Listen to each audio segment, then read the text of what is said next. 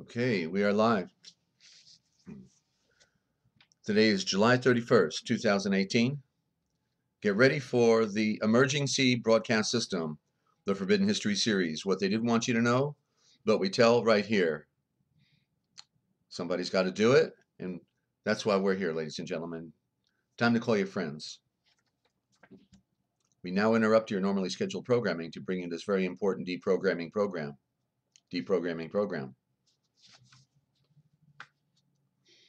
And special thanks to YouTube.com for hosting the Forbidden History Series. Good morning, Star. Good to have you. Please note that the following views, any opinions expressed on this program are not necessarily the views nor the opinions of the Master Force Group, YouTube.com, Free America Radio Network, our sponsors, our partners, and MFG is a private society. Nothing here is ever to be construed as medical nor legal advice. You got that, of course, right? And listen to the Forbidden History prime time 7 days a week right here on the realpublicradio.net, because hidden beneath the sands of time lies the greatest of all mysteries. This is the Forbidden History. Unearth for yourself the secret truths that lie hidden just beneath the surface below our feet. What is it that the powers that be do not want you or I to know? Come and journey with us as we explore and dare to know, because it's all right here, coming your way, twice a day, 7 days a week on the realpublicradio.net, Free America Radio Network. Welcome, friends. Good to have you. Liz in Dublin, stand by for the broadcast. And Star in Ninja Cat. We're in good company this morning. Stand by for the broadcast.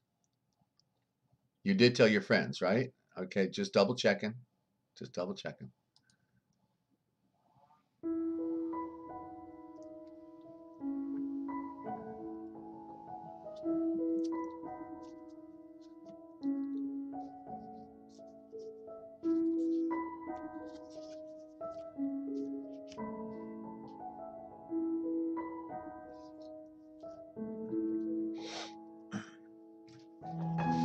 Coming to you live from Studio Z at the Lighthouse in Central Ohio and Free America Radio Network, in the land of dreams, enchantments, and nightmares. It's the Forbidden History Series. The great lies of history, the words that kill, the piracy of words, the patterns in the duality of nature, the symbolism. We review movies here. We leave no stone unturned, ladies and gentlemen, to get to the answer that we are looking for. We are the deprogramming program. You've been tuned in? I think you have. It's the battle for the mind, ladies and gentlemen. The truth is the light, and ignorance is the darkness.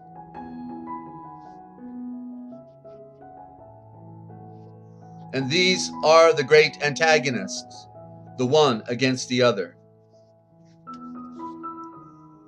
But once we can begin to comprehend the true nature of things, then we can begin to comprehend that there is nothing really more to complain about. And it's not we who are crazy. They're crazy, right? These psychopaths that run our world, they're crazy. These secret handshake clubs that think they're better than everyone else, they're a little tipsy, I think. So we'll just have to learn how to deal with it, ladies and gentlemen, right here. Because when we can find all those lies and sift through them, then what we will find at the end of the tunnel is the light of truth. And the truth can set us free.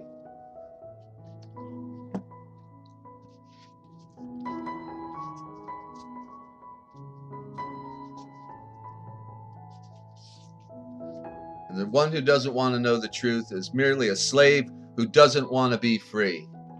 Good slave, get on that couch, grab that potato chip, and guzzle down that beer. Be a good potato chip. Because a lie will race around the world while the truth is slowly putting on its shoes. And the truth is confident within itself, stands alone, even when it falls upon deaf ears. If you don't know where you're going, then any road will get you there. But the truth will make you a fugitive. And Welcome, ladies and gentlemen, and you are listening to The Fugitive, Desert Owl, a bird who sees in the night, and wanted to know, and then found out the rest of the story, and said, "Okay, can we go home now? Can we? No, we can't get back to Kansas anymore." The individual is handicapped by coming face to face with a conspiracy so monstrous and so great that he cannot actually accept that it even really exists. Ladies and gentlemen, he can't wrap his mind around that fact that our world is run by a very dark culture that has been running our world from the beginning of time, of recorded history, okay? And we're referring to the great lost race. Lost because they never really tell us where it comes from. That Aryan race that has been dominating the world, conquering the world, waging war on the world, on your mind, on your families, on yeah. I don't know where I was going with all that, but you get the picture, right? You're getting the picture here, and you already figured it out. You were looking up in the sky. You said, "Hey, wait a minute, something. Notice something up there, like something's not right around here." And then you looked at it every day, and you said, "Wait a minute," and you saw the patterns, and you got to see the patterns to what they are doing to all of us, ladies and gentlemen. And so they say, well, I don't know which direction I should go. And first of all, I want to mention I had a great time last night with Melody Gillespie, premiering her Mel's Bar and Grill for Monday nights. Special cookout of attorneys. We like to, wrap them in tar and feathers, and then we light them on fire, and it is a blast. I got to tell you, Melody Gillespie, and she's been cooking up attorneys now for decades. Had her on my network, so um, you get it, Liz. Okay, that's why we're here. We get the picture. Thank you, Desert. Thank you, Star and Liz and Ninja for your wonderful support of the insanity of the being able to encourage me to effectively define the insanity that is running our world, right? And so just like, okay, here's another great live history. England, did a little teeny weeny island nation, hardly qualifies to be called a nation, as England. You know, could they have really conquered the world, kicked butt on the entire world? Good morning, Lynn. Could England have kicked butt on the entire world, ladies and gentlemen, if nature had ran its course? Do you think?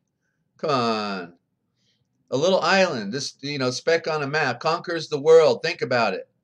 Well, then when one day I saw a documentary on the Dutch Royal Navy, and how the Dutch were a major influence in the world, and so it turns out that the Dutch company is the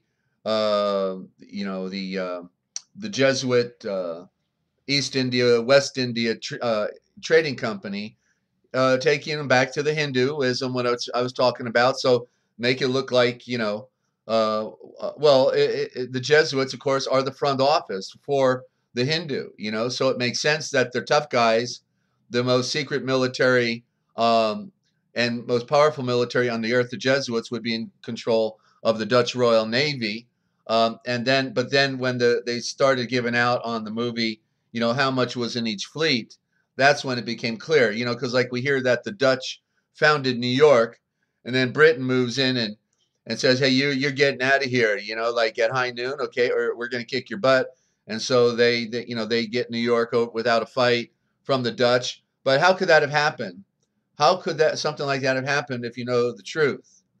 Because the truth is that, and I think I shared this on one of the broadcasts a few weeks ago, but always good to state it again, because we forget history, and also it's through the repetition that we get founded in it real well. So okay, so and I'll hold that cliffhanger because I see I got a note here. Desert, I'd like to call in so that you can teach me how to pray, please, for everyone. And Highland. Okay, so yeah, just let me finish this part on the did England conquer the world? And so I found out through this documentary that that that the Dutch had 2,500 ships, sailing ships, right? That's quite a fleet. That's a big fleet, okay? And they're parked in all different parts of the world. They're not all in one place. So how the question would be then, at this same time, when theoretically it is England that is conquering the world, how many ships did England have when the Dutch Jesuits, East India Slave Trading Company, the Dutch Royal has 2,500 ships? How many does England have? Anybody want to guess, or do you if you knew the answer? Well, then that'd be cheating. Well, I'll tell you. Okay, so England had 150 ships. 150, like near 5%, 5% of what the other Dutch Royal Navy has. That is an impossibility, ladies and gentlemen. They couldn't have conquered the world with 150 ships.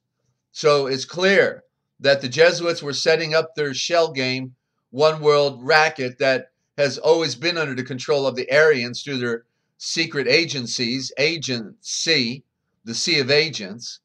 There's your agency. It's the Sea of Agents that they had in every port, And so it was just merely of creating the illusion of England, conquering the world, wearing the red shirts, red for the blood of mankind that they spilled from recorded history.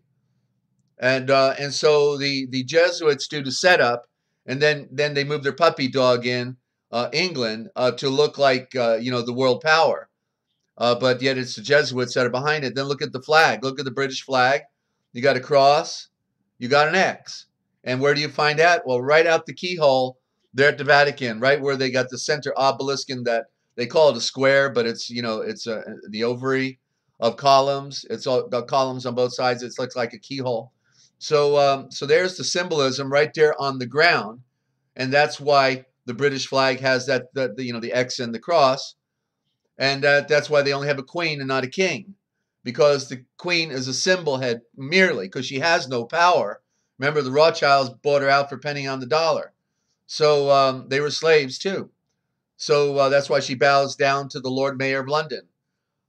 But anyway, so no, England never conquered the world. That's the great lie of history. England never conquered the world. It was all staged, all set up according to secret agenda. You got the front office, you got the back office. Back office are the Jesuits, front office, England. So you got Prince Philip, but they never name him as a king, and that's the husband of Queen Elizabeth, right?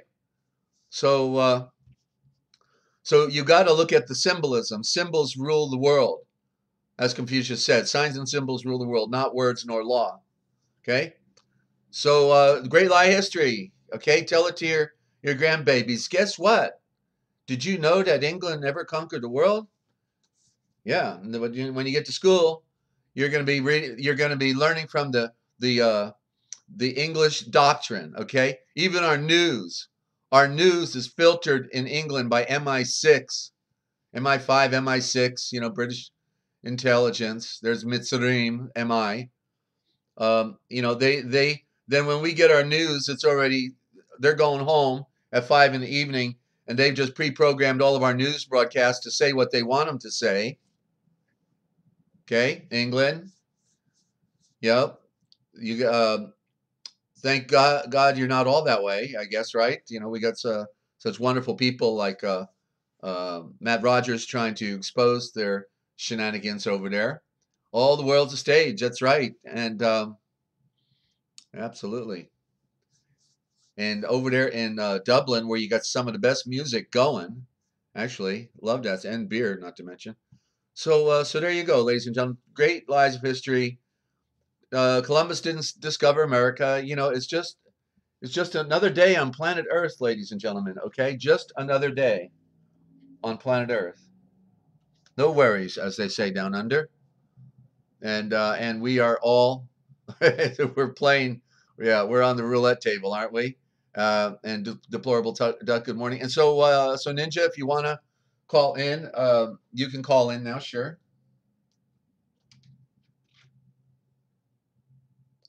And I'm just unplugging my phone here. recharging. So okay, and in the meantime, while we're waiting, uh, yeah, it's exhausting learning daily all of the lies. You're feeling it too, then, Star, right? Okay, yeah, and there's a duck. They got every kind of mojo you can ask for here. Okay, so okay, where are we going with this, ladies and gentlemen? You know, and you can call in also if you've got a great life history. Okay, you can call in. Okay, love to hear from you. If you figured out like another find that the Smithsonian has grabbed up and is covering, that type of thing. They would like to hide the giants.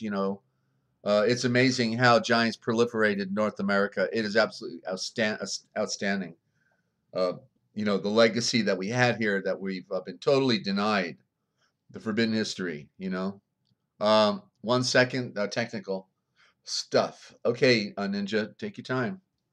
And so, real quick on the movie review, I was watching the movie The Person of Interest. Just finished it. I think I finished it. I have to go look again. I got so many things open. But The Person of Interest, and I just finished watching a series of them. But the one thing that they said in this movie, The Person of Interest, was that we've had our memory wiped. We've had our memory wiped. So these these would look like real people, but they were computers.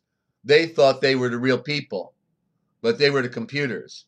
And it said that we have had our memories wiped. So they didn't know who they were. They didn't know where they come from. Um, and um, and so then one of them says, but the good news is we've got our underground bases.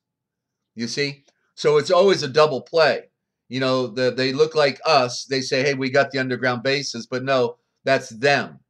Okay, because you don't have a ticket to go underground, so that doesn't include you. The regular people aren't going underground. And so we are the ones who've had our memories erased. We're the ones who are automatons, like robots, getting up at the sound of the bell and going to sleep. On the couch when we get home and turn on the bell again. And just preconditioned animals. Okay, so I didn't want to take a lot of notes, but that was the key. So these are like B-rated movies they're producing, but they're telling over and over the mantra, the mantra of their agenda. Okay, so Person of Interest, and it was about AI and all that as well. They're kind of blending together these movies. I haven't watched for entertainment in a long time. None of this nonsense of technology kill. So, and by the way, we'll have Alan David, excuse me, Alan David, on his introduction to the ancient cult of five and its existence in our modern world on Thursday, 9 p.m. Eastern Time.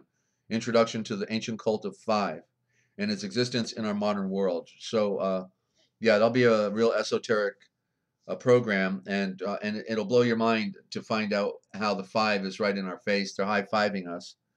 It's similar to the code, the 9/11 code, which is also the XIIX in the Roman numeral XIIX, and so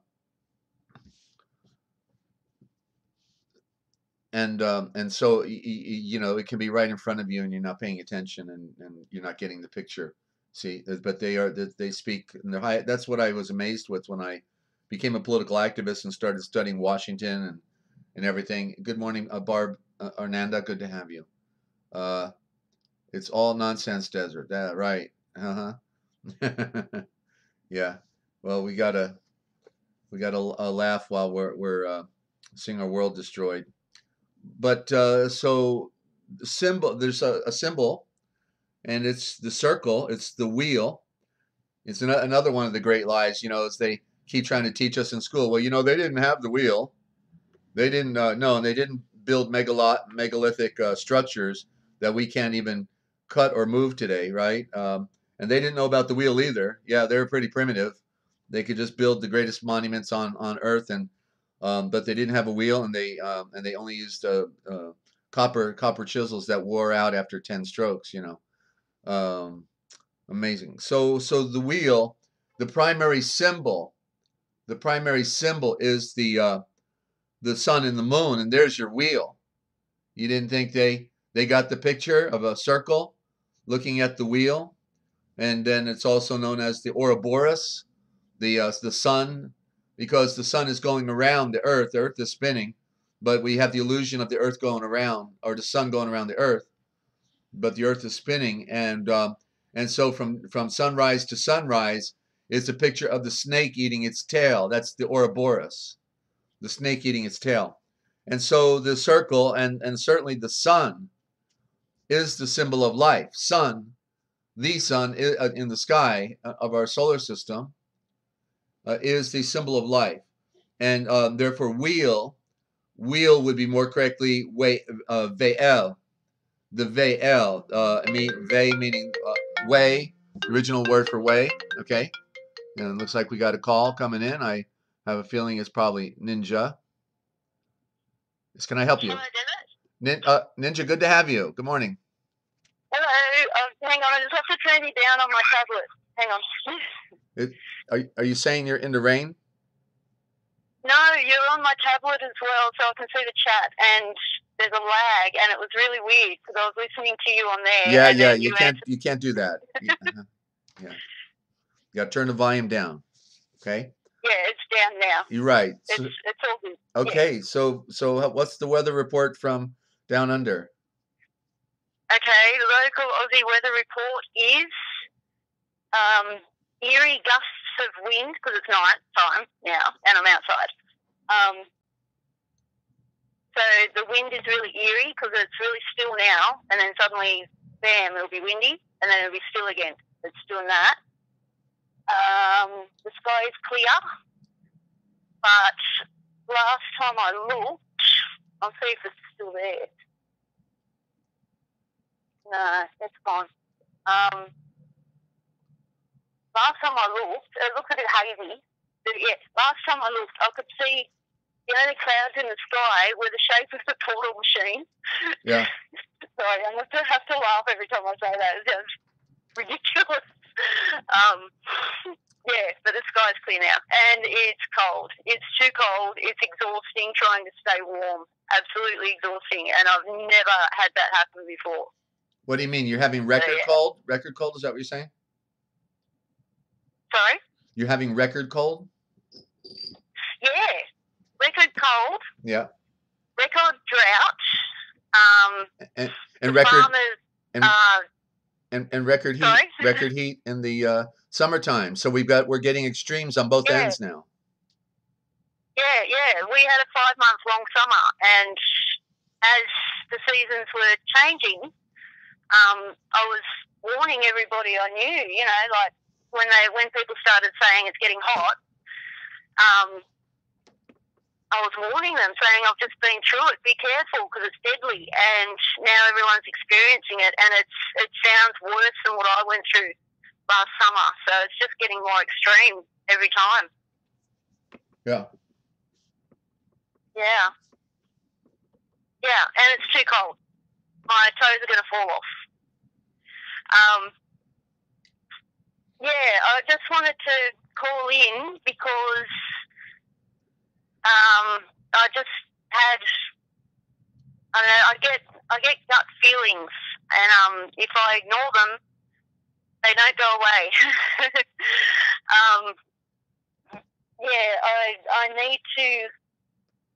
I need to learn how to openly say a prayer, because my communication with God has only been going on for about 6 months. I'm a newbie. Yeah. And it's all the communication is through thoughts and feelings. And I just need to also say out loud, I need to remember that everything I'm doing is not my work. It's exhausting, but it's easy at the same time because I'm being shown everything and I'm being shown where to look, and you know, the information just comes and it's right there in front of me, and that's not me doing that. So I just need to. Yeah, are you saying you're experiencing some synchronicity in your life already? Yeah, I've seen a few things lately, and I don't know how to explain them so that they will be believed. I'm working on it, and I don't know.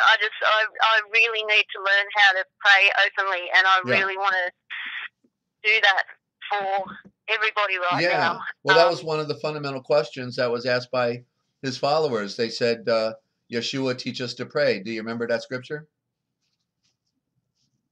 See, I'm not even that familiar with the scriptures. That's why I love your channel.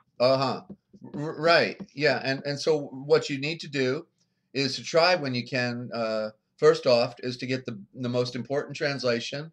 I recommend, for our Fenton and George Lamsa as being the two most important, and they're both about the same price.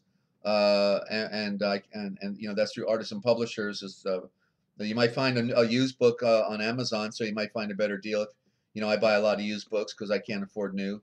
So that would be the first thing, because you want to know Yahweh's will and the will of Yeshua, and therefore that's the best. The best translation brings you closest to your source. He is the Word, and He is the source. The Word is the Shavor. You may have heard us talking about the Shavor being the original word. So with prayer.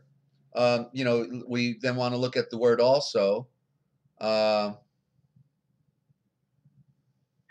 just reading some of the notes there. I'll come through, making sure I'm not missing anything. So the word prayer means creation of light. Okay, you see the P is the PH. You always have an H with the P in the original symbol. This is why they've abbreviated the words and destroyed the parent roots, because then we don't get the pictures anymore. The P, as we know, PH symbolizes creation. The P is the royal symbol.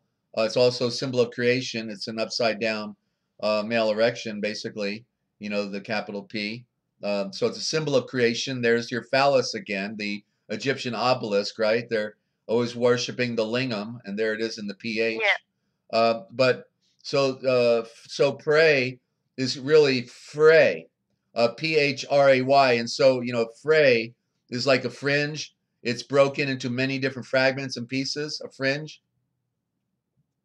Yeah. Okay, like a fringe leather jacket has the fringe like the cowboys wore. So in essence, to pray is to create light, and so our Redeemer is light, and He makes light, and so we want to create light in harmony with the will of light. So it's by knowing the will of light, and therefore the things that you primarily want to seek for is wisdom and knowledge, the wisdom on how to navigate through this tough world, and the knowledge as to who you really are, where you are, why you are, when you are, and and then to navigate safely out of here, and so through the creation of light, which is prayer, then your thoughts are established. Prayer should also include meditation, just being still, like I just sit up in the bed, like kind of like in a lotus position. Yeah, that's what I do. That's how I do it. Before I make a speaking video, because words are my issue, because I was silent for so long. So before I make a speaking video, I sit there quietly and just wait for the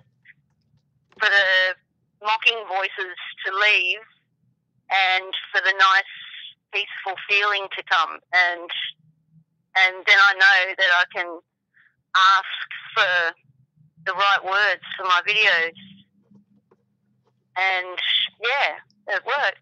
But that's the only way I've been doing it, and yeah, I really need to do this now so that I can stay on track and be safe and give a bit of light to everybody, because this planet is going down fast. Yeah. Yeah. Yeah. And Yeshua knows our dilemma, and the game that has been played on us, as an innocent people, that had our memory erased, as that movie had indicated. While they're going underground, they've erased our enemies. We don't know who we are, where we are, why we are, when we are. And so Star is now saying, I really don't know how to use words to pray either. Right. Well, just remember the common, all the common words we use are still okay, even when you hear me talk about, other code words like believe or what have you. Any Yeshua and the Father of Light responds to our thoughts even before we're thinking them. I've had it happen to me, or I wasn't praying about it. I was only thinking it in my head over and over, but never put it up in my prayer. Those things that I was thinking about actually came to manifestation, just like he was looking right through the back of my head all the time, and he is. You see? Yeah. So remember, we didn't make the universe. We are part of creation, in a unique, experience and drama, and so it's about discovery, and then a transformation occurs. So you're really at the best possible place, because of your experience, your whatever dejections you may have felt in life from unkind people, and then also the maturity as we grow. So, and then the fire of knowing your world is already destroyed, and we only get to be so old. All those things hopefully then are catalysts into really truly defining things as they really are and they really should be. And so way to go, Ninja. Thank you. So did we just help a lot of people right now, Desert? I think so. I'm reading some of the statements, and I see people resonating with that. So right, and so then we just continue to learn the more accurate terminology within our science, because our mythos, our mythological legacy, our story, is a culture, but everything within the culture, from its spirituality, to anything it does externally, is a science, and it's one package. Science, what they've done through our Western fragmentation is they broke everything up into different departments, and therefore, science has become disassociated from our tradition, because whether we want to use the word religion, it's also a tradition, and it has a primary root, and it's based upon who we are, where we came from. Just give me the facts, just the facts, ma'am, just the facts, But they had to hide the facts. They had to hide those facts because they wanted to control our thinking and everything else. And Star responded to the question, said, yes, you did, Ninja and Desert. Thank you. Oh, thanks, guys. I love you guys. I really do. Hi, Bob. Mimi. Yeah. I think that's all I haven't said hello to. Hi, guys. Oh, and Love Matters. Hello. Right. So you can still watch the chat right now the way you got it set up, right? Sorry? You can see the chat right now the way you're set up? Yeah, but I wasn't looking at it while I was listening to you, because I was following what you were saying really, really well. And and I've just looked over at the chat. Yeah. Right. Looking at it. Well, I shouldn't have interrupted the thought, actually, because it was a pretty yeah. No, what you were saying is exactly what I've been seeing over the years and piecing together, especially with the splitting of things into different different categories. Yeah, you've just confirmed a lot of things that I've noticed over the years. So that's fantastic. And it's a constant walking towards the light.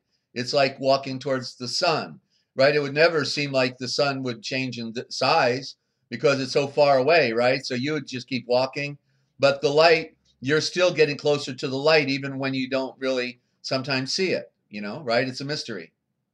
And yes. But when you pursue it, but if you're pursuing it, then it's going to pursue you also faster. Yes.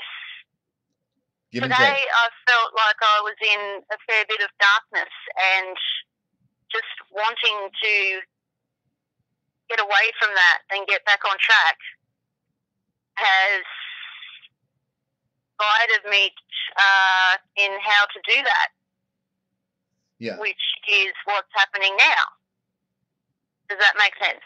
Oh yeah, yeah, absolutely. Yeah. Well, it's not an accident that we meet. There's a divine wind that blows and brings people together for different reasons. I always associated it as like the stars up in the sky. They make pictures. They make the Big Dipper, the Orion shooting his bow and arrow. The bull pyramid, and so all this.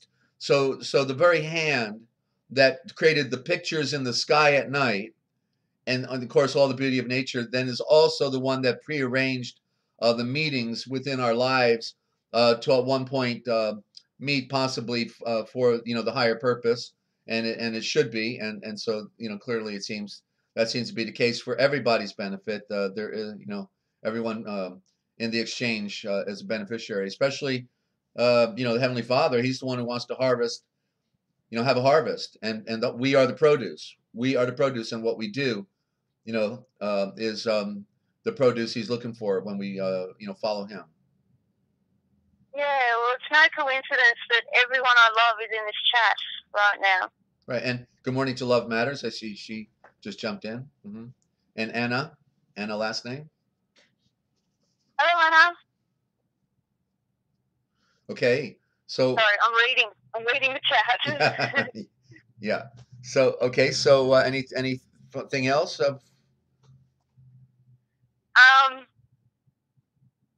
No, I think I'll just leave it at that because that's perfect. So I don't want to. Yeah. Yeah, that's perfect. Right, and so notice in the word pray, you got the word ray, right? And so as you are one who consistently prays, then you become a ray of light. You become a beacon of light to help other people, just like the stars in the sky point the direction, right, for navigation. So you become a ray of light in your continual creating of light, right? Creating of light. Mm-hmm. Yeah. And that's why pictures are so important, because all those pictures are in those words, but we don't ever gravitate to them anymore. Well, okay, I'll add something a bit weird. I'm not going to say what I've been seeing because I need to be able to show that. So I'm working on that. And now that my energy has shifted into a better place, I don't want to go back there. Now I've completely lost my thought. Okay. I was going to say something. Yeah. Okay. You know how we do the capital letters in your chat? Uh-huh. Through school, I kept getting in trouble for writing in capital letters because my normal handwriting was incomprehensible. So I just had to say that. Yeah. And just little things like that. Like, my thinking is more pictures than words. I think that's why, like, I can relate to Mew Mew with with the having trouble with, like, I had no problems writing words, but speaking them was my issue. Like, I have the right words in my head, but they're more like pictures, and they don't want to come out when I want to speak them. They come out all wrong. So Yeah. I'm surprised I'm speaking, you know, reasonably well now. Yeah, it's just, I don't know, it's just strange. Like, I've always felt different, but now I'm finding people that either just understand and accept this or are very much like me, which is fantastic, because, I don't know, I've always been out of place in this world, and now I have a place. So, Right, therealpublicradio.net, and we're honored to have you, Ninja. Sorry. Thank you, Mimi. I love you. Right. Yeah, sorry. I said I think we're the we'll talk about it now. realpublicradio.net, and we're just happy to have you. And we all, you know, create the light here together. Yeah. And Okay, so I think I'm done. okay. Thank you very much. Yeah, and have you? One question: have you ever made it to the reefs, the Great Barrier Reef? Is that in your neck of the woods? No, I'm way down south. I grew up on the mid-north coast, which is about 8 hours south of where the Great Barrier Reef is. Uh-huh. And the furthest I've been, I haven't travelled very far. The furthest I've been north is Brisbane, which is still not north enough to get to the Great Barrier Reef. I see. Right. Well, yeah, Well, I've only been up and down this side of the country, but no further than Brisbane. So okay. Well, you know that it's been bleached. Basically, it's dying, right? Yeah, and they want to make glowy clouds to save it. I saw that. That's a stupid idea. Yeah. Is that what you were going to say? No, that's all. Just wanted to know if you had seen it or not. But certainly you know about it. They talk about it down there, I'm sure, right? Yeah. Uh-huh. Yeah, it's ridiculous. Right. It'll just make things worse. It's not going to fix anything. No. Oh, well. Okay, Ninja, good to talk to you today. Thank you. And, good to talk to you. Okay, and yeah, thank you. Like, I'm kind of wowed right now, so I'm a bit like, I'll talk. That's just me. Like, I'll say what I have to say, and then can't really find any more words. Oh, great. Yeah, so just know that you did a great thing just then. So thank you. I did a great thing to what? I'm sorry? You did a great thing just then.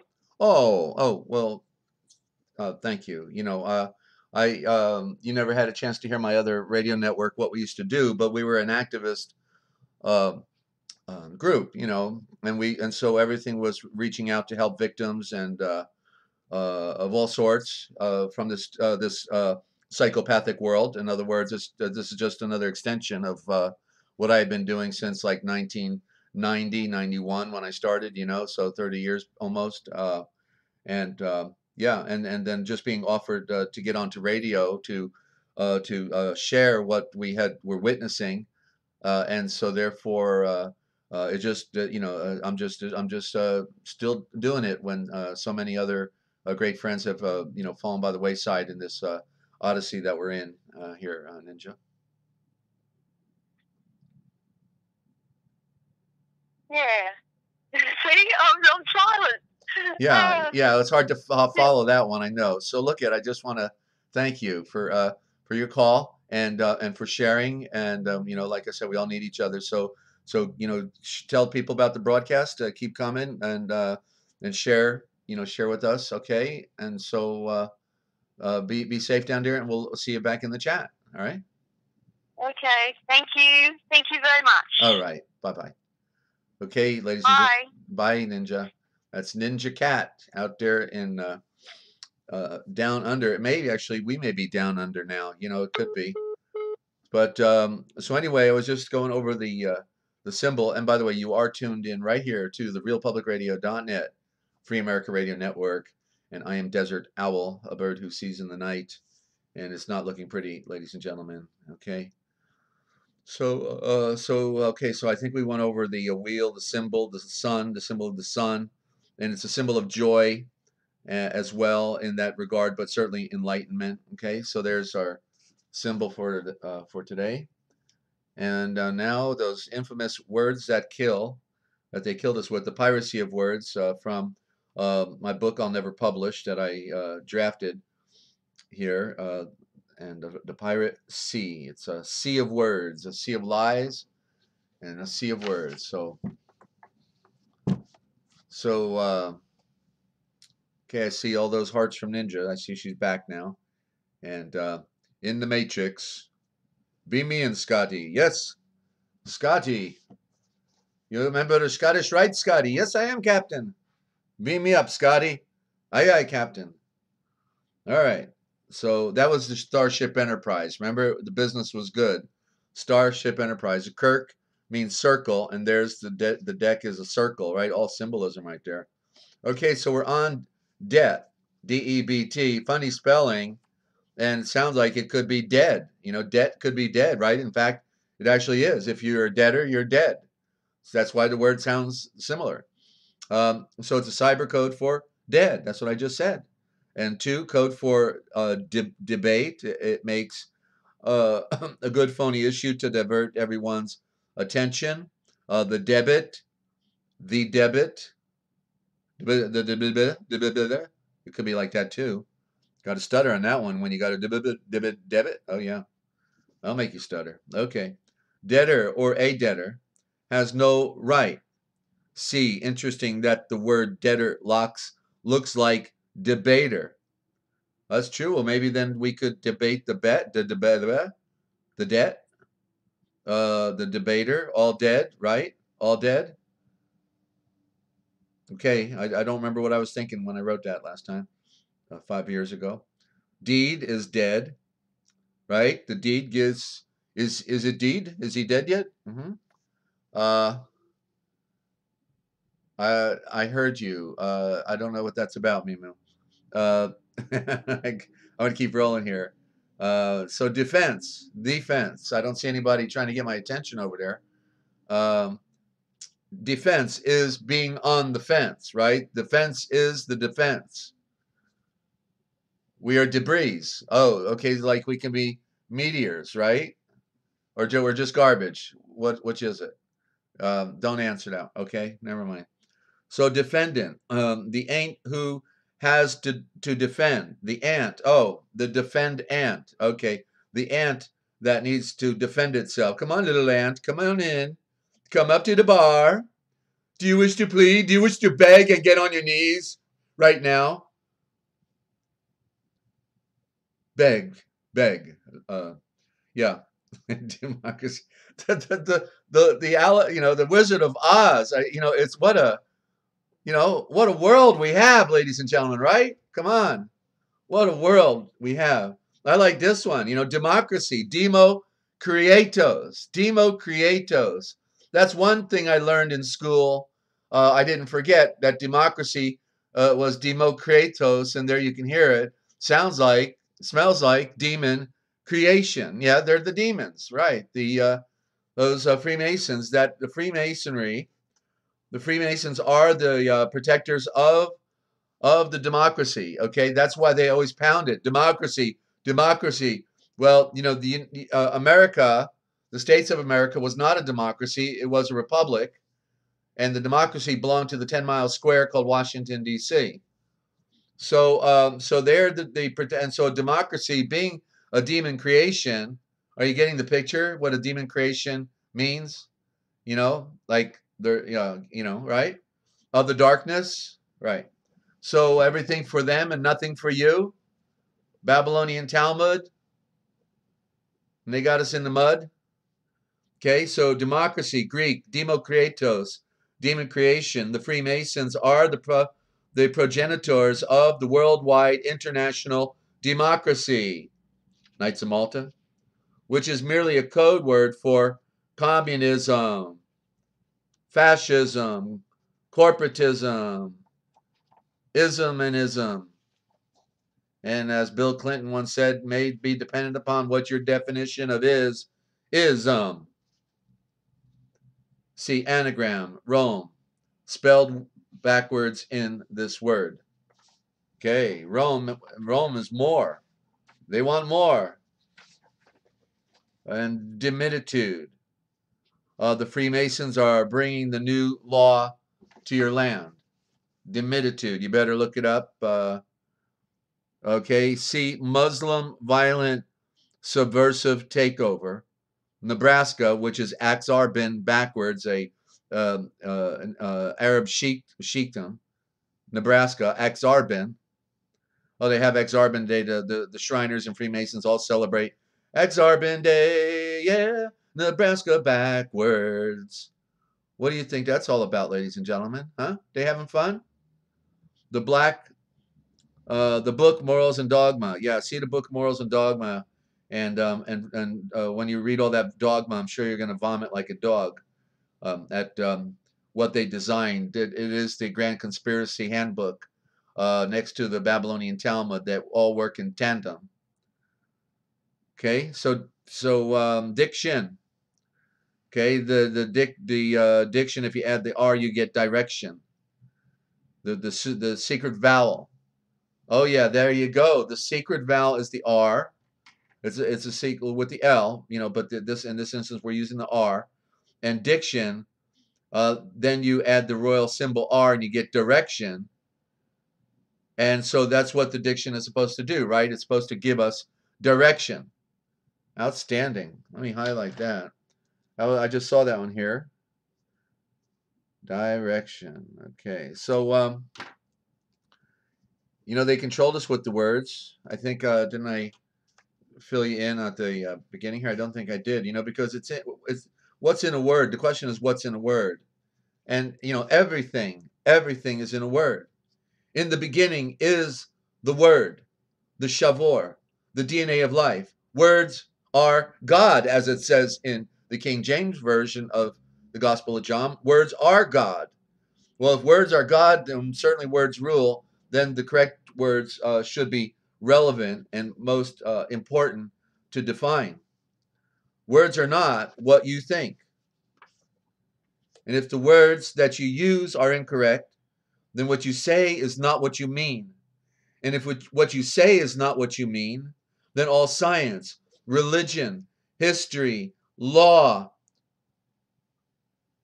social variables will all fall apart and go astray. And all of the people will then be standing around helpless and idle, not knowing what to do.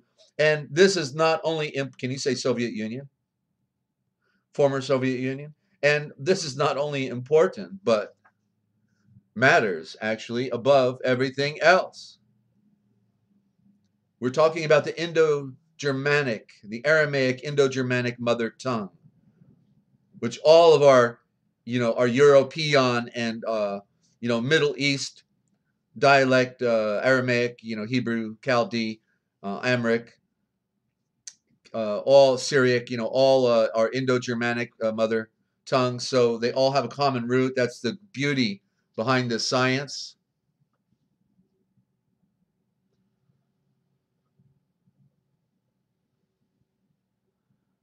Okay, and so Adam and Eve, that's what they were speaking. It all goes back to our primordial parents. Okay, and terms. The word terms is tor-ums, the power of the sound, the tor, the spinning of the shavor. Why do they call weathermen meteorologists? By the way, ladies and gentlemen, do you have any idea why they would call weathermen meteorologists? And okay, what do the meteors have to do with weather? Wouldn't that be some pretty big hailstorm, if they were coming down? Yeah, I think it'd be on weathermen. unless they are meteorologists, I guess. So there you go. That maybe they're telling us something. Don't forget, history is silent story. That's Welsh for the hiss of the serpent, the silent story. Shh, don't tell nobody. Okay? Revolution. There we find in the word revolution to revolve. And whenever they want to have another revolution, well, they're just really revolving one more time through that ever spinning door, right? Because the revolution is the revolving door that's been spinning ever since they decided to conquer the world. It's the same revolving door. Can you see that? Don't forget, Pharaoh is a parrot. Same word, Pharaoh. If the T is silent on parrot, you get Pharaoh, ferret, and Pharaoh. And white is the Veta, the way of creation. White, that's why white is purity, and that's why all these occultists like to wear black. They want nothing to do with the white. And there's some words that they kill us with, ladies and gentlemen. Every day they're killing us with words. So let's continue here, and then we'll get on with the history of the church. And I hope everybody is doing okay out there today, right? And the creation, the greatest diversion. Oh, and by the way, then out of diction you get the jurisdiction. Okay, that means the cure with the words. The words have to cure. And then the dinar, the greatest diversion in our modern time. It could be, yeah, the dinar. I don't know if you got any dinars. Some people got tens and thousands and millions of dinars and waiting for it all to mature, and they can become multimillionaires and go buy an island somewhere. And I said, they just took bad money for worse money, and pulled the ultimate scam on the American people after they had a little bit left, and they got the little bit left that they had, and got them to put up their money, funny money, for more funny money called Iraqi dinars. How long they've been waiting for that Monday to come, Yeah, I got a few dinars. They're pretty well gifted to my radio network. So I've got 5 different commitments. When the dinar comes, Desert Man, we're gonna fund your radio broadcast, and we're not gonna have a problem. Okay, well, I'm waiting for that day. Five different friends, at least. So I wish it would happen for them. Wish it would happen for them. So okay, so the dinar, the greatest diversion in modern time, yeah. And so dogs, love dogs, gotta love dogs, right? The dogs do have a double nature at times, it seems, and they'd be your best friend and could want to bite you. Not the hand that feeds it, though. Not likely. So the dogs are Freemasons and priesthoods. They serve the Pope, and he is God. And then the main god of India is Indra, which is a woman, actually a woman in drag, a woman in disguise, because it's actually Indrani. Indrani is the goddess, but Indra gets the front role, just like Santa Claus, is really a woman. Santa Claus is a woman, because you can hear it in the feminine of Santa, not San. It's like San Juan or San Jose, but it's Santa Maria, Santa Elizabeth, Santa Claus, okay? Female. Hidden woman. That's part of this great mystery. That's why they want you to think Lucifer is a male, because they reverse everything when it is Lucy is their girl. Even though we've proven that the word Lucifer is not even in our scriptures, they put it in there, yada, yada, yada. And Liz, you got Desert. The Spanish celebrate Easter with the Semna Santa, who dressed the same as the KKK. Well, there you go. There you go. Okay. Looks like a K, smells like a K. Okay. So we got dogs, Freemasons, and the priesthood serve the Pope, and he is God, Indra. See chimera, morals, and dogma, dog tags, and the feet of the chimera. Yeah, that's the dog feet. We went over the chimera. It's the chimera is that beast you'll see right on the YouTube. Go back into June or the early part of July, and you'll see the chimera. Okay, and yeah, you'll want to hear that presentation. So a dollar bill. That kind of reminds me of Bill Clinton, right? Dollar bill, right? He was on a $2 bill, I think. He was on a $2 bill. But passing the bill is passing around the national debt. Okay, that's the phony dollar bill, the phony bill, just like Bill Clinton. So don't get stuck with the bill, or you will have to pay it. You'll have to pay the debt. So whoever gets stuck with the funny money last pays the debt, ladies and gentlemen. Okay, and I'm sure you're excited about that. And two, a dollar bill is also a note. The definition for note is a promise to pay, but the American funny money is not backed by anything except your labor. So maybe I can put you in my prison cell and collect on your security instrument, your birth certificate. But basically, the funny money isn't backed by anything other than your labor. Shh, don't tell anybody. So therefore, it can't pay anything. Therefore, it lies on its face. And in fact, we had Melody on last night, and so when you go to a traffic court, because that's what we were talking about, go to a traffic court and they say you got to pay the fine. You say, well, what do you want me to pay it in? What do you want me to use for payment? They will not answer the question, okay, because it is the bankruptcy, and so for some reason they can't tell you to give them Federal Reserve notes because it is not lawful money and it is a shell racket. Okay, so they'll take the payment, in a money order or whatever, but they cannot tell you how to tender the payment because the funny money is based on the fraudulent bankruptcy. Okay, so deep science, got to do a little research. Okay, so therefore can't pay anything. 3, a dollar bill in not money because dollar bill is not money because money is accounted as a substance of something, as gold and silver. And 4, a dollar bill is not a dollar. What you talking about, Jack? It lies again because a dollar is a weight measurement of either gold or silver, just like a quart is not milk. It's a weight measurement of milk. A quart, is it a quart of oil or a quart of milk? Is it an ounce of gold or is it an ounce of silver? Or is it an ounce of your labor? Ounce of your labor, ladies and gentlemen. That's what's going into that one. That one is 1 ounce of your labor. Number one, dollar. Okay? See, it isn't fun being lied to, is it? Are we having fun yet or what? Nothing having to do with dollar bill, money, or notes is real. Oh, well, I should have said anything, right? Not nothing. That's like a double axiom. Nothing having to do with the dollar bill, money, or notes is real. Didn't they teach you this in school? And yet they use this grand illusion of funny money to defraud the people, as with the mortgage lending, and take real title to property, real wealth of the people, therefore, and yet the banks never gave them anything of value in exchange other than an illusion.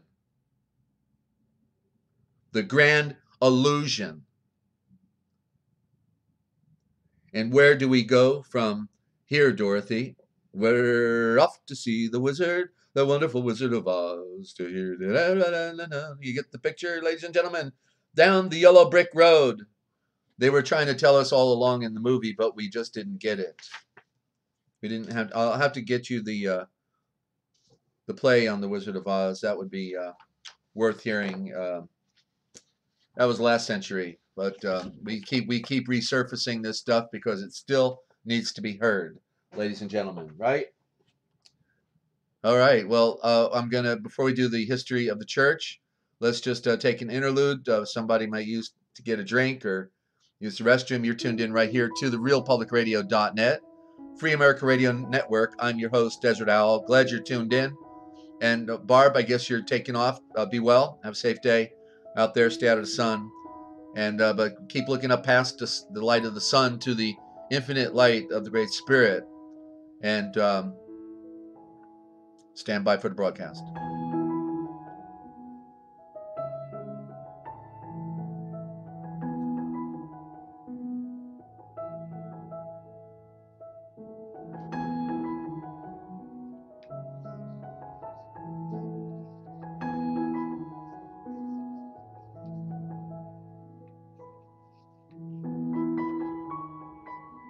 Thank you, Bart.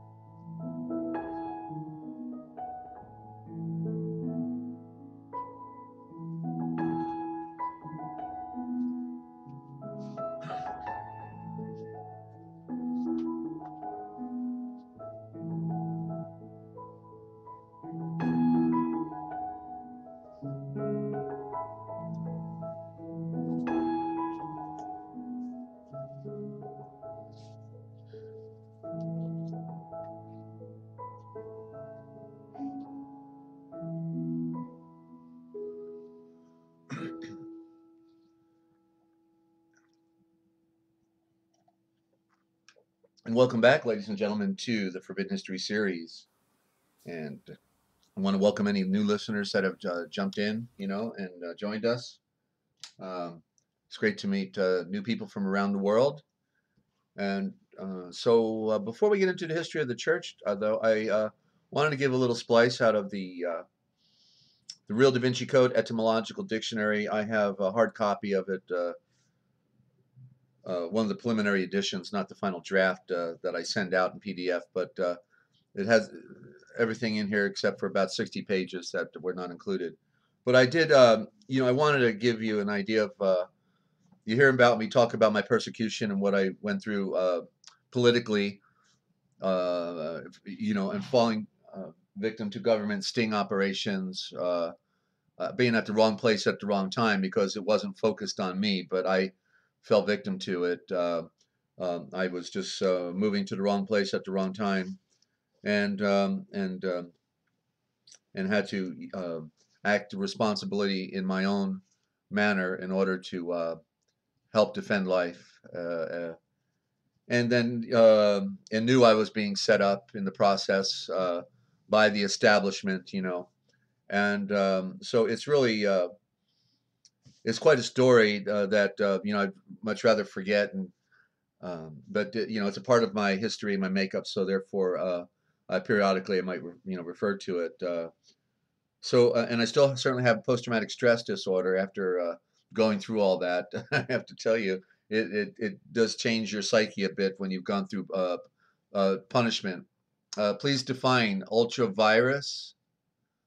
Okay. Well, yeah. Well, that would have to be Melody, really, who would give us the definition, because actually I had not heard that term before until Melody used it last night, and it could be an old term or it could be a new one, and I don't know. So we'll hold that one for Monday night, okay?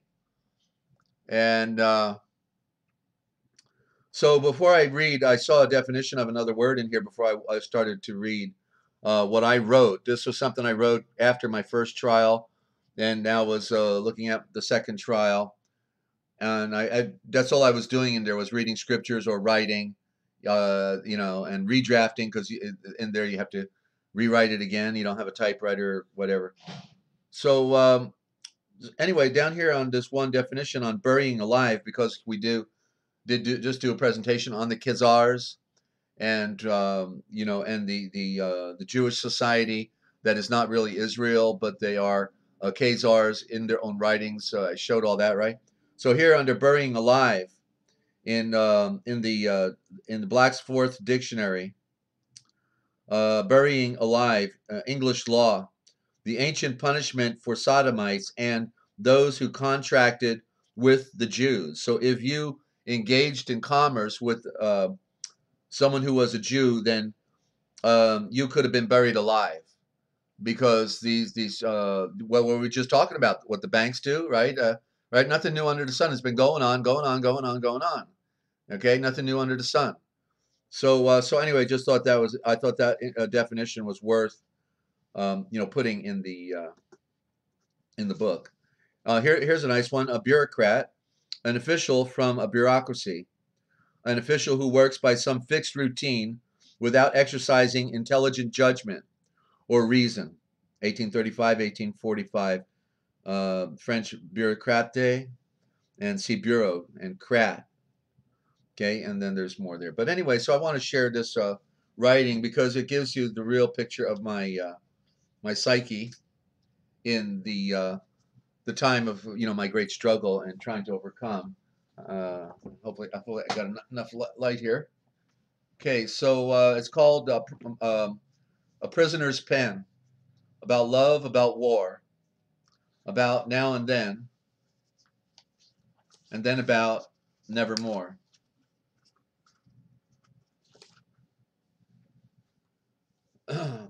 I was forced to defend a life, and then was against those who had their tin badges. Okay, so my Lisa Lore. Has anyone out there seen my Lisa Lore, who went sailing away past my window, or drifting out that door? And so Lisa Lore is a metaphor when you're being sent up the river. Potentially, it didn't happen, but you think you're never gonna touch a woman again, and so the woman is like always in the back of your mind about and so Lisa Lore is the metaphor here, okay, and so in other words, it's not somebody specifically that it's directed to. Has anyone out there seen my Lisa Lore, who went sailing away past my window and drifting out that door? And what was it that she said? Was she merely a dream in my own head, or a vision of light dawned with her Cleopatra hair as she spoke to me there in that night? I questioned this moment, since never before has there been a moment quite like this one, to be locked away within the deepest dungeons of hell, while falling headlong into that deeper dungeon, into those innocent chains of love. So has anyone out there seen my Lisa Lore, who went sailing away past my window and drifting out that door? And what was it that she said? That I would write to you soon, now in days gone by as they fly, and with yet not a whisper, there's not a beat from her drum. Oh yeah, I have been condemned, yet there is no greater torture than to have been whipped and flogged by my Lisa Lore's love. For it would have been better never to have met her, to have seen her only in my dreams, just a woman with no name, in these my nights of endless pain. For there at least I was sane, but now I am 10 times more the condemned for not knowing the reasons why I don't see you again. So has anyone out there seen my Lisa Lore, who went sailing away past my window and drifting out that door? And what was it that she said? We spoke hardly a word in the time that we spent, yet every line with each word, every syllable I do recount. Her sweet-sounding voice that echoed past my walls, it is that I now recall. Just like that old merchant who counts up his coins or polishes off his pearls, I now recount those sacred sounds of her voice. And what was it that she said? And can there be any other lady more beautiful than this, who reflects every image that is pressed way down so deep onto my very own heart, while now, as seeing myself having been completely emptied out, and yet now only to be filled by the warmth of her mouth. So has anyone out there seen my Lisa Lore, who went sailing away past my window and drifting out that door? And what was it that she said? Was she a messenger come down from that heaven above, while pouring out her endless rain upon my head, while I am now drenched by her love? Since I was sitting there alone, just eating my bread, I was doing my life without end, while doing my time without mercy, till dead. So I never thought of turning my head, and oh, who could it possibly be? Yet she reached out to me there, I who am now condemned as a flea, not regarded as a man, but rather one of the damned. I was doing my time, I was doing just fine, until that special moment when I saw her there, when then she spoke out to me there, reaching way out with her perfectly long and outstretched arm, with her outstretched fingers and gentle white palm. With only 3 more feet in between us, I made up that difference in kind, reaching way out toward her by taking her hand as she joyfully told me her name, and that it was Lisa Lore. Now, has anyone out there seen my Lisa Lore, who went sailing away past my window and drifting out that door? If you have, could you please tell her that I can sleep no longer? No, not in this dream of mine. No, not anymore. And what was it that she said to me there? And what was it that she saw? I asked her if she had heard about my plight, but she responded that no, she had not. Yet I knew in my heart that soon enough, upon mentioning my name to others, she would know the true cause for my plight. And I didn't have the time to tell her about the true nature of this tale, since our time, it was all so very short. If only I would have muttered something like, I am innocent of anything wrong, while I was lost right there within this Lisa Lore. But I never had the moment there to say that I am an innocent man, or that I have been framed by the darkest of men, beings who are filled with all ill and contempt for any justice or truth, who are now rich for my pain. They are the blackest occult, while they continue to rob me of my very own private and good name. No, no, I couldn't tell her enough. I had not the time to tell her about my love and devotion for my own fellow man, about my view for the sacredness of everything in life, for every creature, no matter how great or how small, of my dedication towards excellence and good, toward the light, and for my great Father's love as a purified wood, or of my efforts in working for the betterment of man, as I worked with my own 2 bare hands, in an honest labor, while even spending my very last dime, each and every time. For my nation I stood. Yeah, I stood for the red. I stood for the tan. I stood for the white, for the black, and the blue. I stood for the weak. I stood for the poor, for the ignorant, those slaves. And I stood with the great, who I now ask, please, God save. Yet I know that she could still see within me, with her deep, perceptible eye. It was my demeanor that she saw. She could obviously sense my true aura as she opened up wide the book of my heart while she smiled there at what she saw. So has anyone out there seen my Lisa Lore, who went sailing away past my window, never to be seen or to be heard from again by me? No, not anymore. And what was it that she said, as her memory still lingers deep, deep within my head? And what was it that she said? Sure, I have heard of love at first sight. So could it have been our late flowering age? And did we reveal each other's light? Now having experienced all of those indignities of our time, one should indeed be tired of that old song and rhyme, tired of all those crooked games that are all too often played, all totally insane, over and over and over again, like that old worn out needle on that old worn out record with its scratches, its skips, and its bumps that are all so perfectly memorized down deep within our minds. So experience would then demand, and then reach for a time for sweet sounds of true birds who could rhyme, all in a sweet, simple melody, all within a sublime fidelity, all with meaning, with heart, and with chime. For experience, it is worth at least 1,000 years of many men's lives, and in my lifetime I have spent up all of my tears.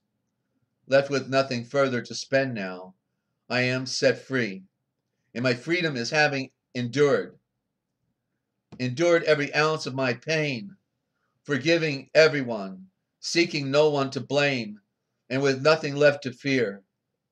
Yet there is a pain that I still now endure for my just living, for the keeping of my pure spiritual and natural obligations, and for taking a stand on this, on my own very earth. So who would want to play this world's kind of games anymore? All totally insane with those secret trapdoors, in all of its twisted corridors, through an endless haze of sweet injustices, in that endless drain and endless days of haze, where everyone else but they must pay. But now she saw me to be true. Perhaps she'd been there too, just like all of those countless others, throughout all of those endless ages of time. Yes. Has anyone out there seen my Lisa Lore, who went sailing away past my window, who I now hear from no more? And what was it that she said? Since she is with me no more, I who am dead. But now love at first sight, I now ask with all of my right, could it have possibly been that there were really no walls in between us, no chains that could bind us, no darkness there that deep, no shadows, just a sound of sweet music in our ears? In a moment that captured us both, in a moment that captured us all. And yet, who will tell her the truth about me? And could she have been hurt by some other great lie about me? I can stand upright before my own reflection in the mirror as I look deep within my own eyes, and I see a man who has been granted a sensible vision, one who stands upright with a dignified and honorable pride. Yeah, I would not ask anyone to do for me that which I could not do for myself. But I am now captured and subdued by these thick fortress walls. That barbed wire which is tied around my head are like those thorns on Christ instead.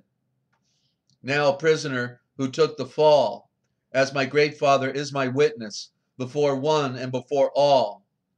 So could you please tell that Lisa Lord that it is now I who has called out for her, being pressed to that door, that it is now I who calls out for her from deep within my own sacred hall.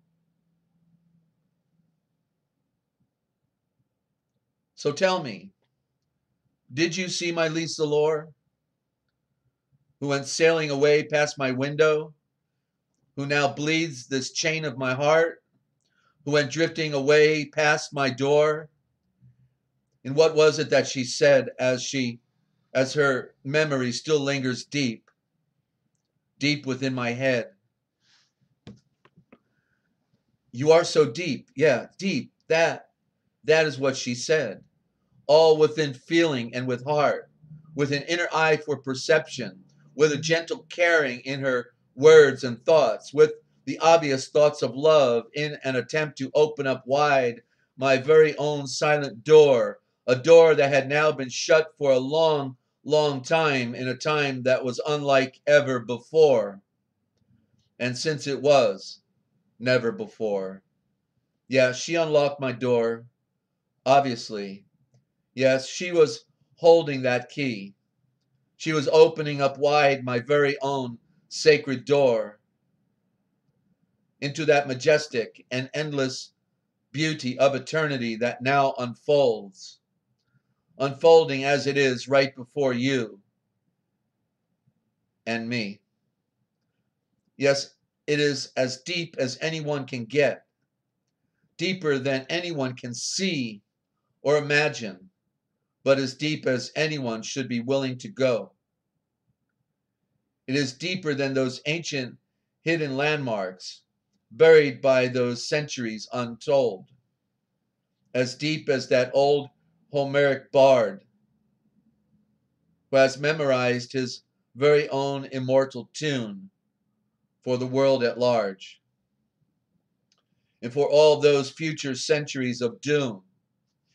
It would last all into the day, and then into that night, deep, deep into that darkness of the mist and the smoke and the dew, just as everyone else did too, revealing thereby those secret mysteries locked up deep, deep within the story that is all about this life, that ultimately everyone knew to be true.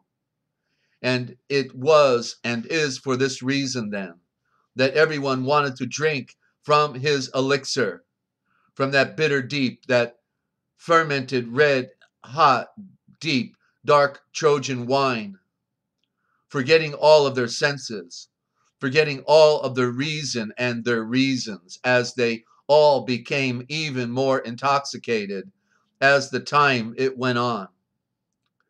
Everyone hoping that in the end that they would all soon forget all of their own endless pain and their utter insanity that they lived by. And they lived and then they died. And yes, they all died.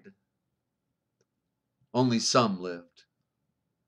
Oh yes, they laughed and they danced so deep into that night, and it was all played out just like his own parabolic tune.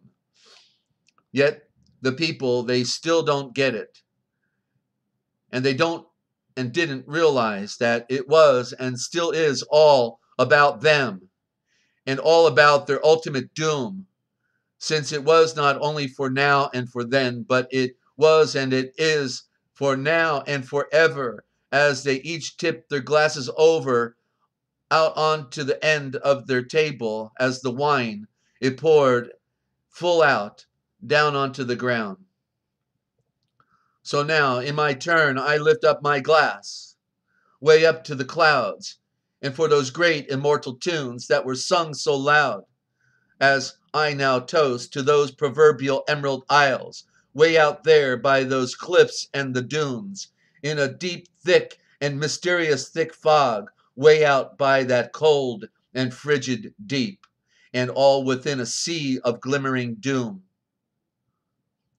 I toast to those lonely years gone by as we cried early in that morning deep when we died.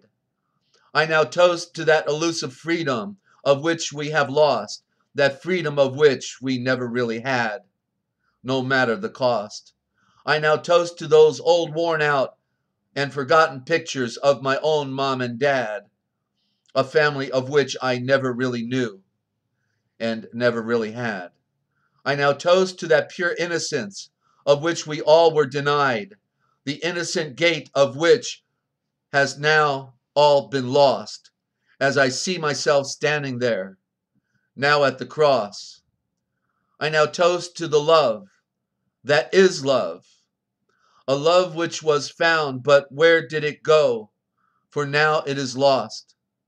I now toast to the woman in my own temporal ode, which now comes by way of my own heaven's abode, And I toast to the one who has never found love, as I toast to the sun and the moon up above. I now toast for those reasons that we already know, for my love in a season with that Lisa Lore love. The Lisa Lore who I saw, that Lisa Lore who I knew deep down in my heart that she could be there no more. No, but by way of my own heaven's door. That Lisa Lore who crossed her path on my floor. That Lisa Lore of now and then about nevermore. Has anyone out there seen my Lisa Lore? You can read all about her through those pages of yore. She was stately, serene, and in an age gone by she could have been queen. But now she is only mine, stowed away in some dream. She went sailing away. She was lost on some ship, way out there in a storm, in that deep emerald sea.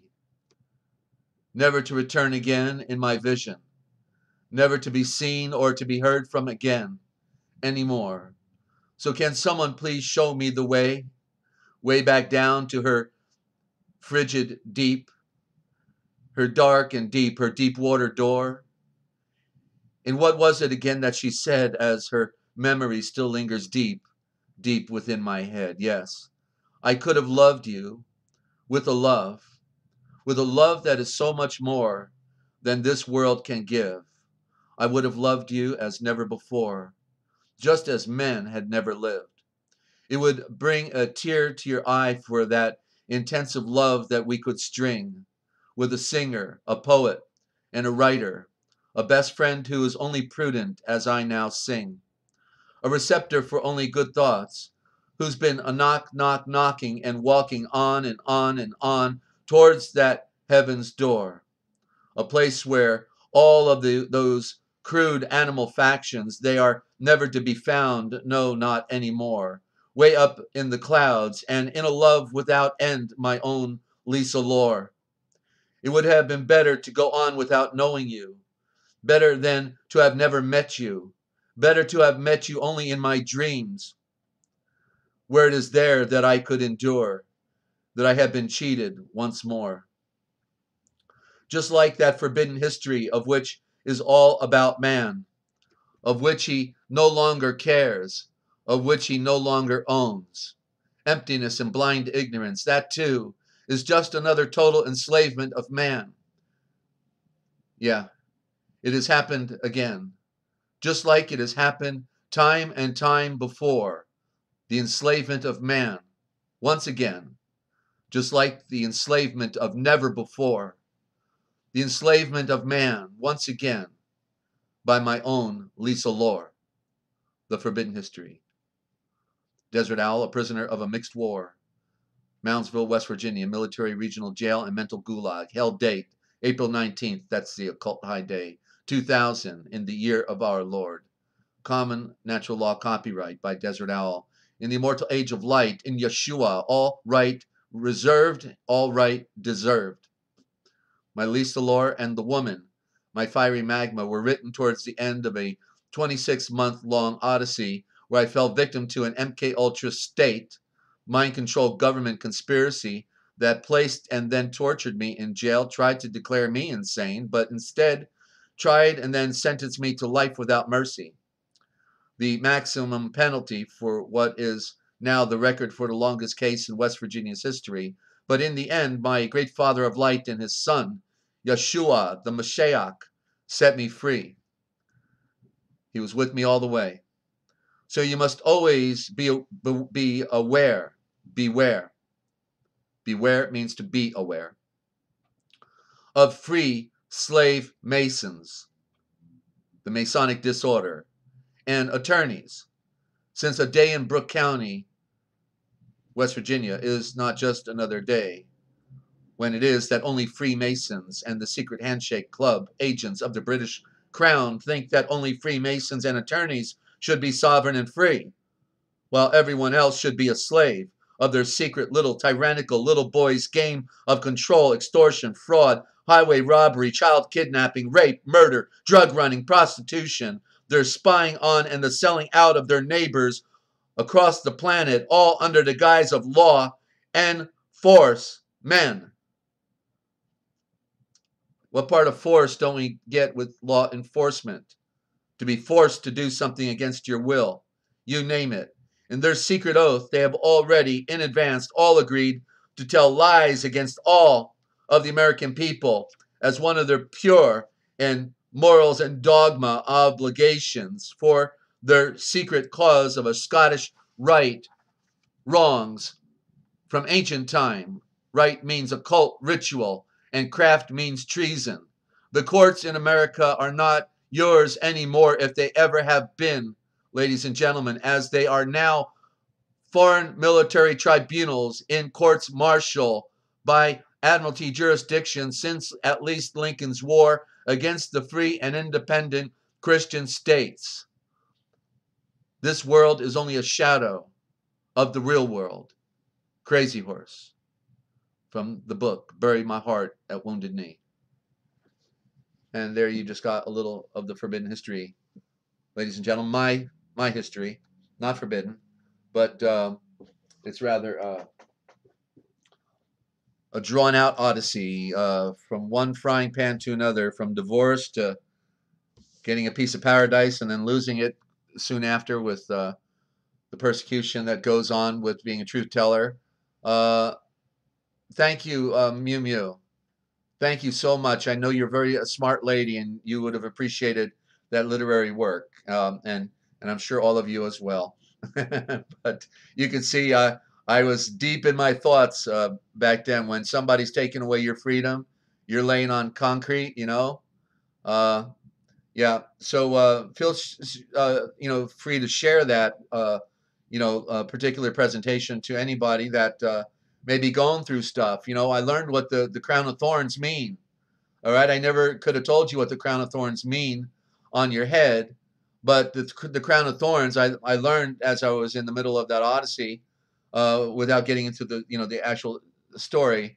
And thank you, Ninja. Yeah, and we're not done yet, by the way. We've got the history of the church, so let's do that, and then we can wind it down here, right? But and where was I going with that? I shifted gears. I should have stayed in the same gear. But yeah, it's the crown of thorns. So yeah, it has to do with the crown of the thorn bush grew red fruit, a sweet red fruit, once a year.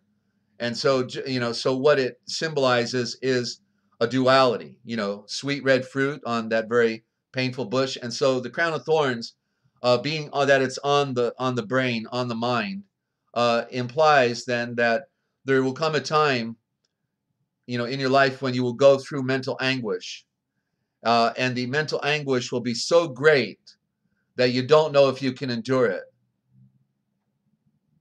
Wow, very good, Mew Mew. So when the mental anguish becomes so great, that's the crown of thorns.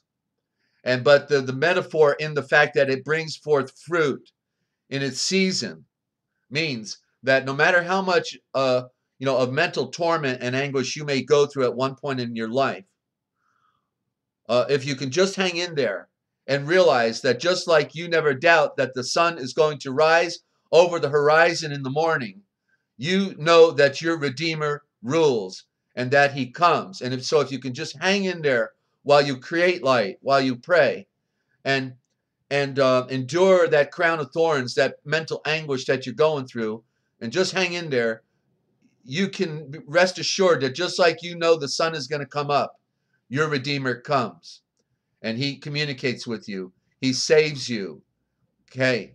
And so that was the irony. It was like at that point, I was so beaten up mentally. They had me in a frozen cell in the wintertime, wearing a jacket, lacing my water supply somehow, and trying to drug me. So I was like, felt like I was just crying at one point. Didn't know why I was crying. Just out of the mental. You're being accused of the worst crime on earth, and you're surrounded by Freemasons and river pirates and a judicial system of corruption on the highest level in the mind control state.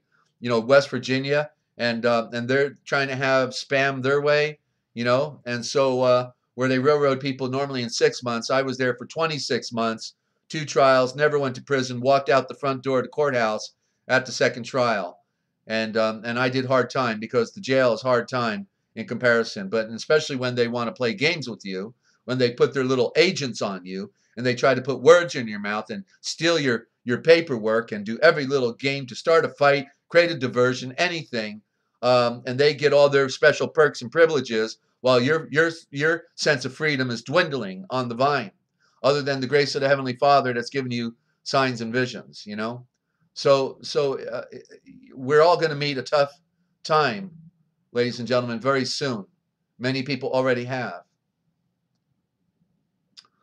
Right. Well, I had to have the experience, Anna. My mission, you can see, is a big mission, and therefore my experience had to be great because it became a part of my awareness and my character. I could see things. Things unfolded for me in these events that are now part of my presentation, my experience.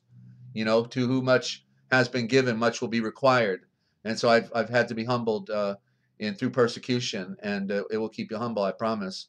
Because for learning something, you get smacked up the side of your head by your teacher, so to speak, right? That you could never figure that one out, right?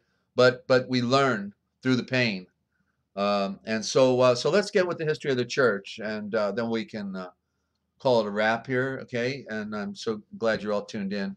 And where are my notes? Okay, here we are. We're on.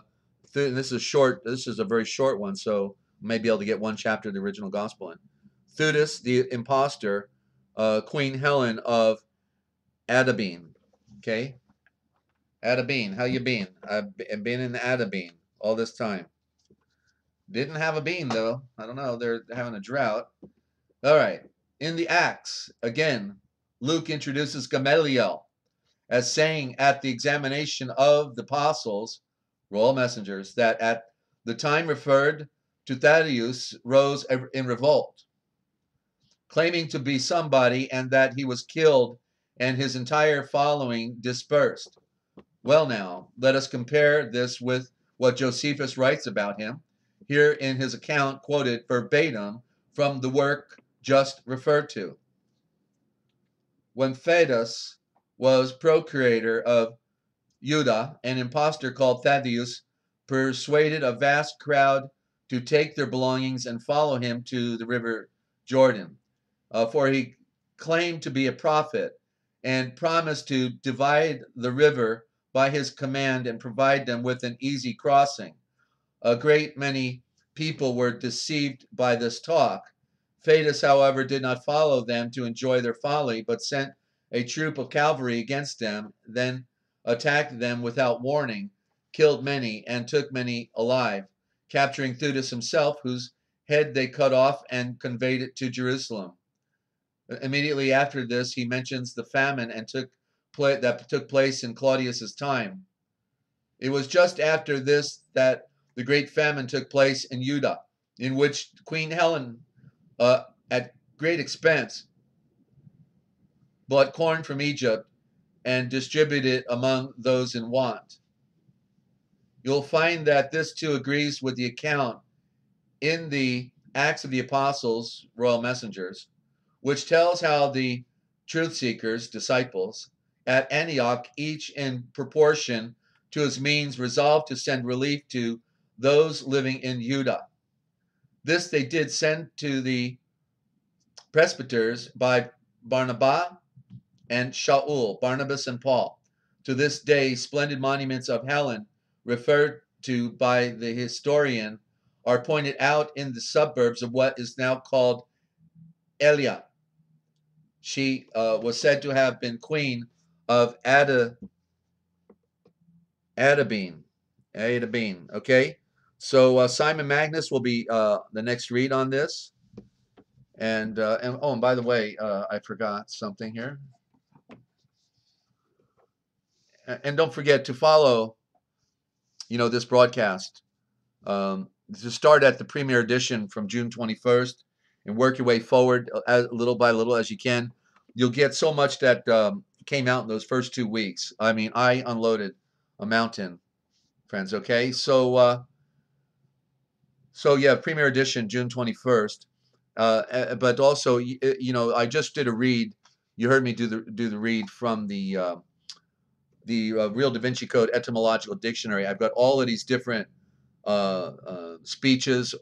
That's not the right word, you know, but short writings of different, you know, some are political in nature, a lot of spiritual, mostly spiritual, and then the original Aramaic, Indo-Germanic words are in there, following the trail back. Okay, 300 pages. Any size donation, you get a copy. All right, and you can go to therealpublicradio.net, therealpublicradio.net. Okay, and once you're at therealpublicradio.net, you'll see a PayPal button there. And if you don't have any money for any reason, you can't do the electronic thing or anything, you know, just let me know and I will get you a copy of the Real Da Vinci Code Etymological Dictionary. Very nice quote, Mimo. Yeah. His sword slices through the deceptive words and shows the way to us. Yeah, and that's the way it's been happening. You know, all these years, it's through the miracle of revelation. All right, so I'm going to do one chapter since that was so short on the history of the church. I'll do one chapter on the original gospel, reading in the original thought. And don't forget, any of you that don't have a copy, it's on the website, free PDF download. Okay, original, therealpublicradio.net /original_gospel.html. Again, therealpublicradio.net /original_gospel.html. And we're having some thunder and lightning out here, so if we get disconnected, you'll know what happened, okay? So real quick, we're in chapter 17. Note the seed planter Barakeia of the synagogue of Nazareth was an aide to Mary in her seed planting to her son. One morning after service in the temple, the seed planter breathed to Yeshua as he sat in silent thought, which is the greatest of the 10 commands? And Yeshua breathed, I do not see a greatest of the 10 commands. I see a golden cord that runs through all of the 10 commands, that binds them fast and makes them all one.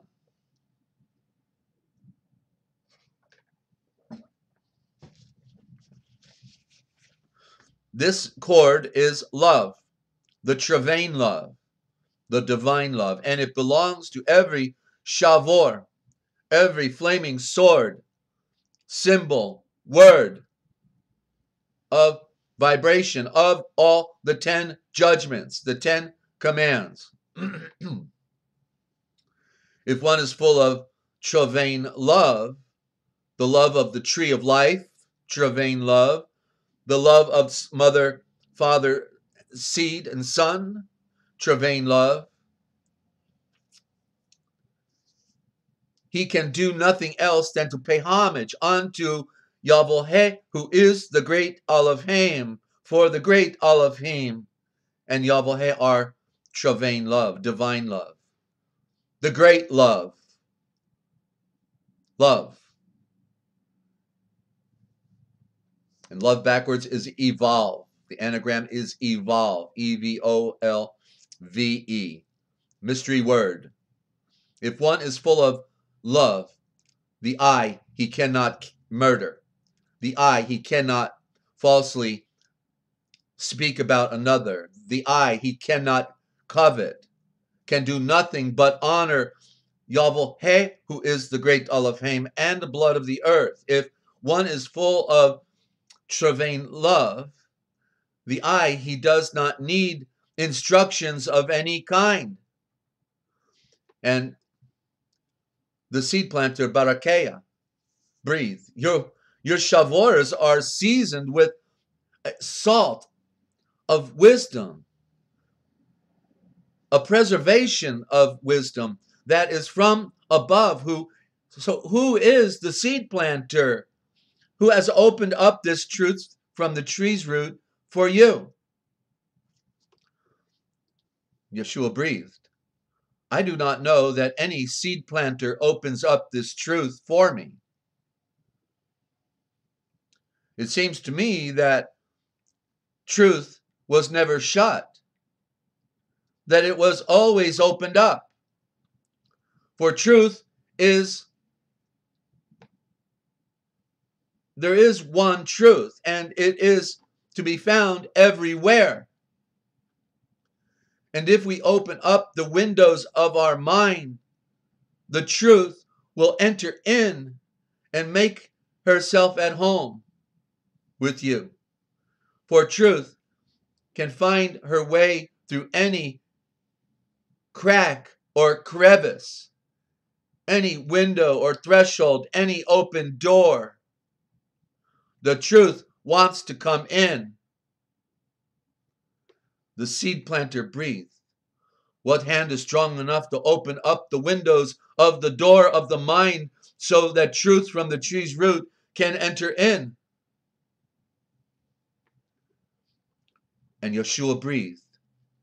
It seems to me that love, the Travain love, the golden cord that binds the 10 judgments into one, the 10 commands, is strong enough to open up any earthly door so that the truth from the tree's root can enter in and cause the heart to comprehend, to know, to see.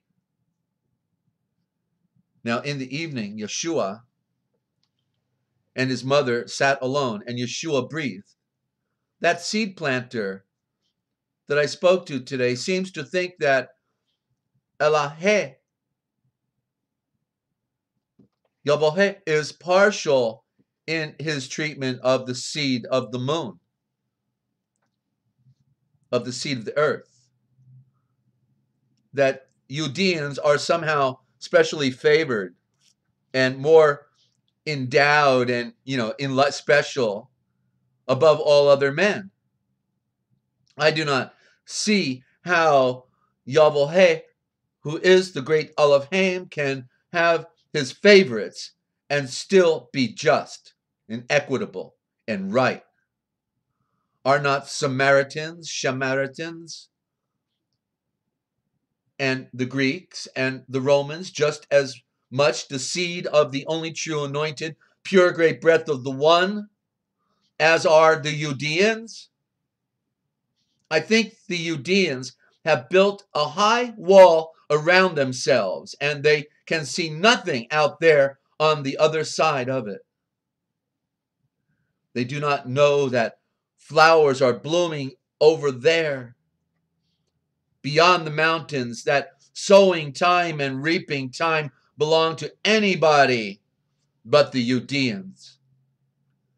It surely would be well if we could break these barriers down so that the Judean might see that Yahweh, who is the great Elohim, has other seed,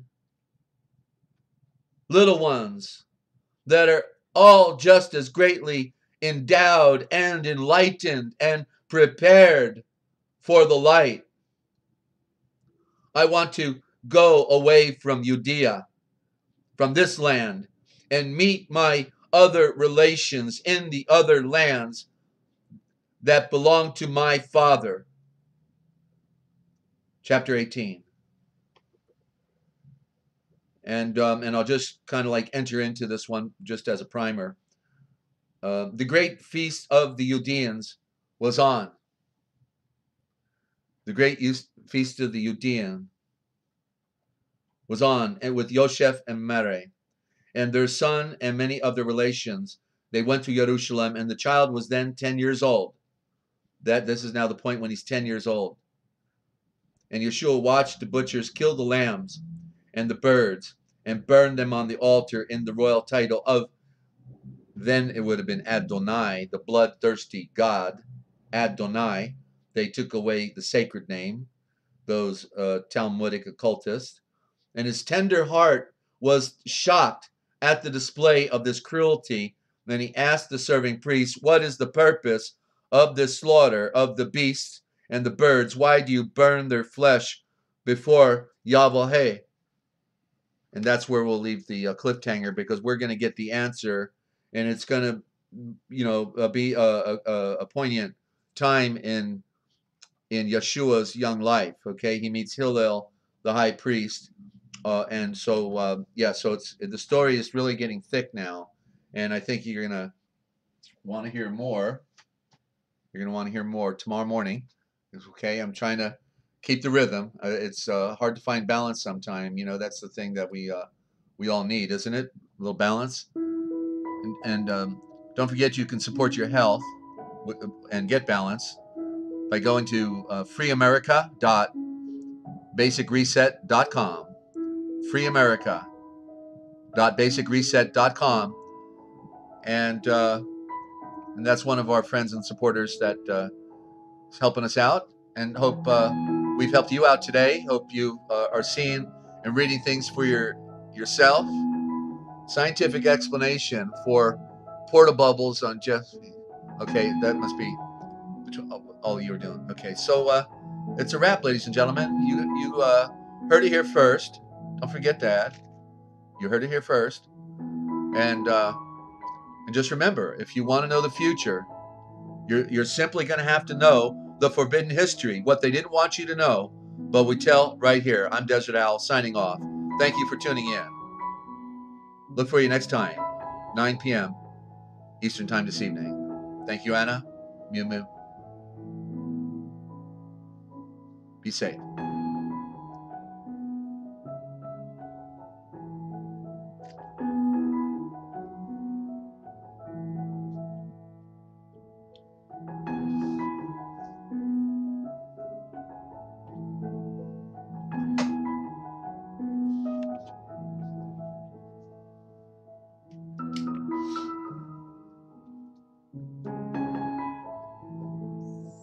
Thank you, Liz. Thank you, Ninja. Thank you, Mew Mew. Thank you, Anna. Thank you, everybody. Love you all, too.